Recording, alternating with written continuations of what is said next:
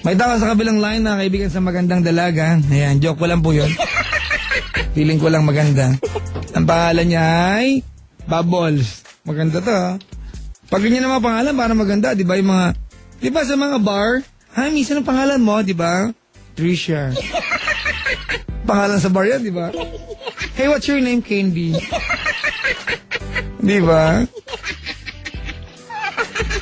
Minsan ang pangalan mo, Jen. Eh, what about your friend? Bubbles. Husay. Para cute, di ba? Di ba? Pero wag ka, Erlinda yan. Ay, nako. Ito mga pangalan niya, panlalaki, di ba? Dati, pangalang Bong, mga kaibigan, panlalaki lang, di ba? Pamabahay na. O, dati pag Tony, panlalaki, pero ngayon, ang ganda niyan.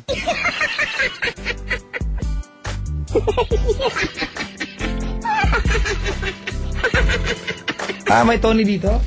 Tony. Ito, Tony rin. Oh. O nga pala, no? Nais kong batiin ng happy anniversary si Kaporoy. At saka si Jonah Pine Karaan, mga kaibigan. Ang ganda po ng celebration nila. Diba? Tinext po nila si Lord Umulan. Galing ha? Anniversary nila, mga kaibigan. Tinext nila si Lord Umulan. Happy anniversary sa inyong dalawa, di ba? May you have more years to come. At isa pa sa kahilingan ko, sana, Jonah Fine, pag si Roy busy, wag mo namang utusan na kumuha ng kutsara mo. Di ba? Paupo ka lang dyan eh. Sobrang mahal na mahal po ni Kapore si Jonah Fine Karaan. Hindi ko alam na nakita siya sa kay Jonah Fine, yung bigote. Ay, sa mga nagdiriwang po na kanilang ng anniversaries ngayon, happy anniversary sa inyo. And more years to come, Kapore and Jonah Fine Karaan. I'm happy na nakita ko ang pagsibol ninyo. Nakampisahan ko kasi mga kaibigan eh. Nagligawan sila kung paano iangkas ni Kapore si Jonah Fine Karaan sa motor, madaling araw. Sasabay lang daw, nag-aabot kayo sa stoplight. Tumatakas pa sila ng mga kaibigan, mag-aabot din pala sa stoplight. Diba? Tapos magpapaliwanag ng walang tatanong. Di, sabay ko lang. Ba't walang tatanong sa inyo ha? Ba't nag-explain ka? Ay, nako. Anyway, mga kaibigan, ang ating unang caller si Bubbles. Hello, good evening. Good evening po. Hello? Hello. Bubbles? Hello. Huwag ka sumigaw. Nakakabahan ako. Kasi nagsalita na po ako eh. Hindi kasi kausap ko si Pentaplex. Wala pa akong dinner. Bili ako ng anong bibili ko ng Pentaplex? Ha? Beef wonton. Kumain ka na ba, Bubbles? Opo. Kasi yung nagse-celebrate ng anniversary dito, walang handa, cake lang. Pwede ba ulamin ng cake? Sa akin na lang cake. Ikaw, anong inulam mo, Bubbles? Ang tawag ito, munggo po. Uy, hi! Di bang Munggo Friday, di bang Friday is Munggo Day? Alam mo ba yun, Bubbles? Hindi po. Pag Friday daw, Munggo Day daw yan. Bukas pa yun. Alam ko, mabis ko yun eh. Wala ka naman maglunis bukas. Teka lang ha, Opo. Hindi mo alam yun, nanging mo lang narinig yun. Opo. Alam niyo ba kung bakit? Bakit? Bakit pag Friday Munggo Day? Bakit? Kasi ang Munggo daw nakaka-high blood. Ganon? So pag kumain ka ng munggo sa Friday, kinabukasan you can rest. Kasi it's supposed to be your day off. Oo nga parang boyfriend ko naka-high blood. Sa'yo, high blood sa'yo. Oo. Mahirap kang kausap. Ewan ko sa kanya. Bubbles, ilan taong ka na? 21 po. Anong ginagawa sa buhay? Nag-aaral. Anong kurso? IT po. IT. What's IT? Information Technology. Ang galing oh. Siyempre. Alam mo ah. Sige, saan ka nag-aaral?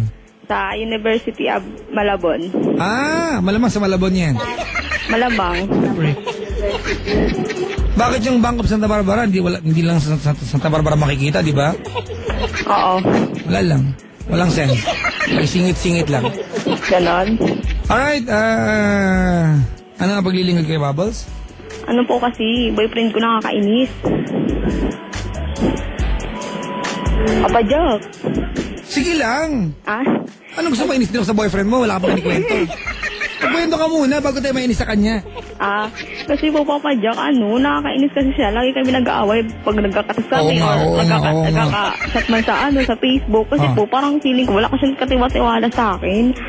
Kasi kahit na lang, parang pinagsiselosan niya kahit wala namang kadahi-dahilan. Sino may kasalasan niya? Tatay mo?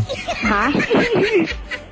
Hindi, kahit yung best friend ko or kahit sino man. Lalaki, best friend mo? Opo. Anong ginagawa mo? Nagsiselos siya? Nakikipag-away sa akin. Anong ginagawa mo? Ikaw, tatanong kita. Oo. Wala nag-explain na wag ganun kasi ganito, ganyan. Gano'ng katagal na kayo niyan? 1 year and 4 months po. May nagawa ka na ba na maganda dahilan para pagdudahan kanya pala palagyan? Wala pa naman po. Siya lang yung nag-iisip. Wala pa naman. So may balak kang gawin? Wala po. Anong gusto mong tanong sa akin? Ha? Anong gusto mong tanong sa akin? Alam po kasi ngayon, buntis po kasi ako sa kanya.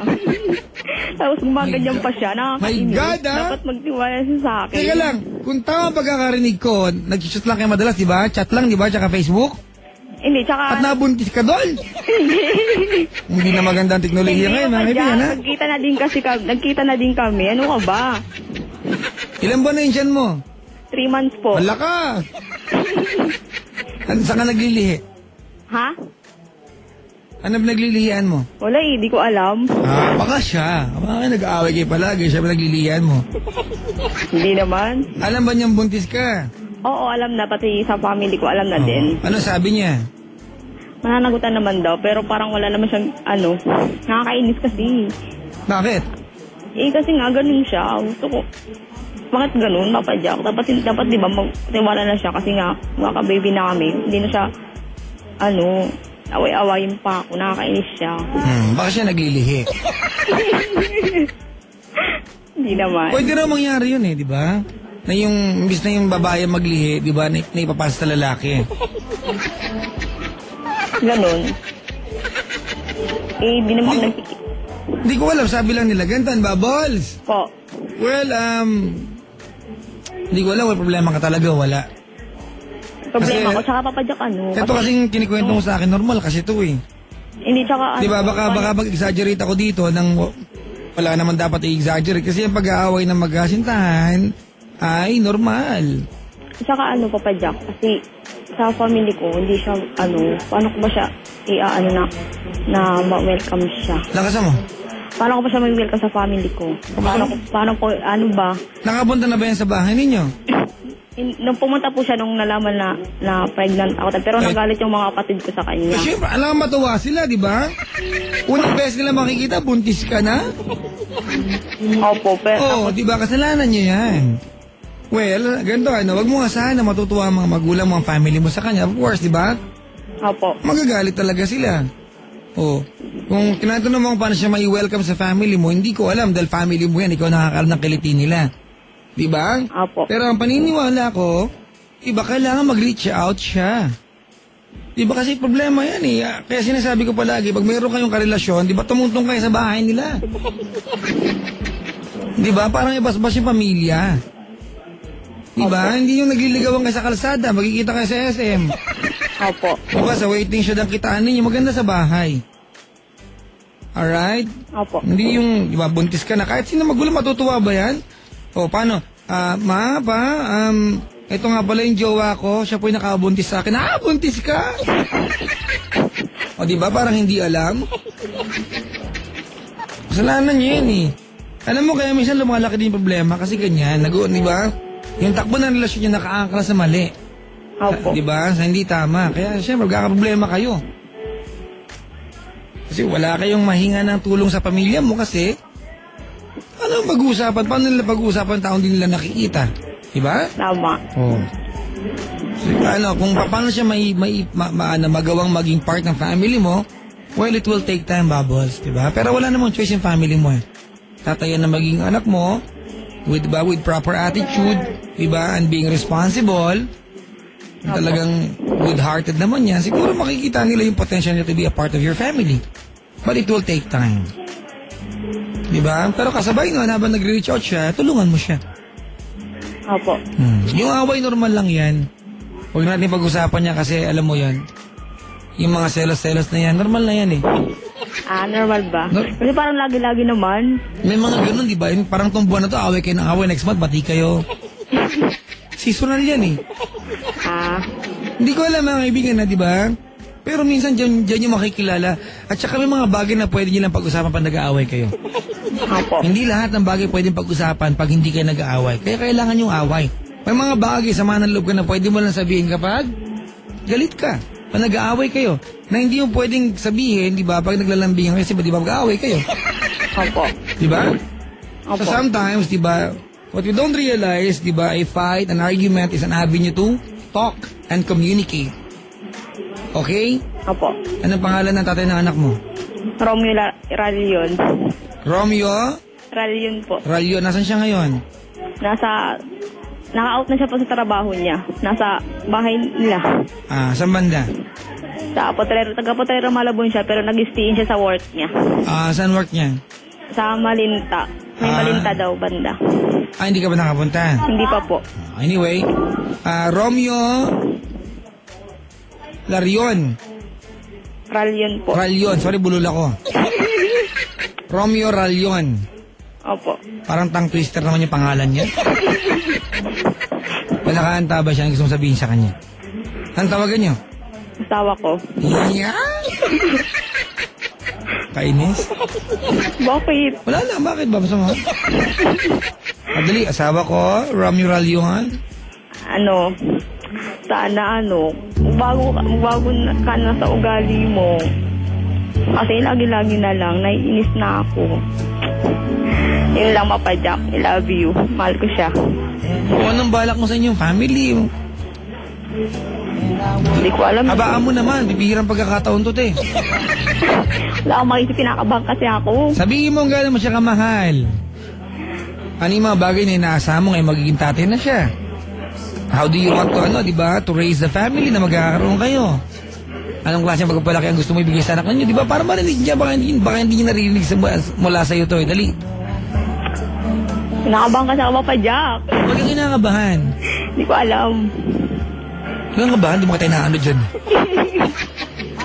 First time ko kasi sa ganito. Nung first time ko rin, kinakabahan din ako. Ganon? Siyempre. Tama na yun, Papa Jack. Okay na yun. Anong bahagi ng pagkatao ni Babo sa nakalaan kay Romeo Ralyon? Wow.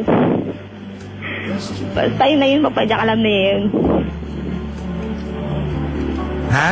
Alam na niya yun. Okay. Alam pala niya yun eh. Alam mo kausap. Ganon. Okay na yun. Yung Papa Jack. Sigurado ka? Antayin mo na lang. Opo. Anong nantayin ko? Hindi, patutugin mo na lang yung namin. I know I love you. Di na. Ang damot. Anong team song nyo? I know I love you. The Animal Song. Grabe ka naman. Ay, Savage Garden yun eh, di ba? Opo. I Knew I Love You. Alam ko kaya yung kantang yan. Talaga? Oo, kanta ko rin yan eh. Kanino? Siguro, at bakit? Ganon? Bakit kami pwede mag-share, ikaw hindi? Alam ko, programa ko to eh. Ganon? Mensahe Sige, pa. Papa Jack. Ano ang mensahe mo para sa kanya? Ito na yung 15 sa niya, baka ko na, dali. Ano po? Romeo yun, tawa ko. Ayan, dali, oh. Lambing-lambing, dali. Mahal na mahal kita. Sana magbago ka na kasi nahihirapan na ako. Nakakainis ka. Basta yun lang. Love you. Mahal kita. Ano ba? Yun lang.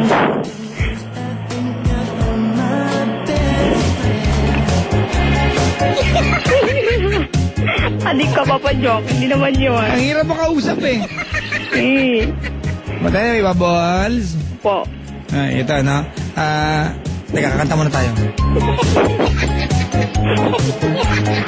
Parang sa probinsya lang yun eh. Magulo. Ayan na mga kanina. Tagal ang intro. Ang tagal. Grabe. Ayan na.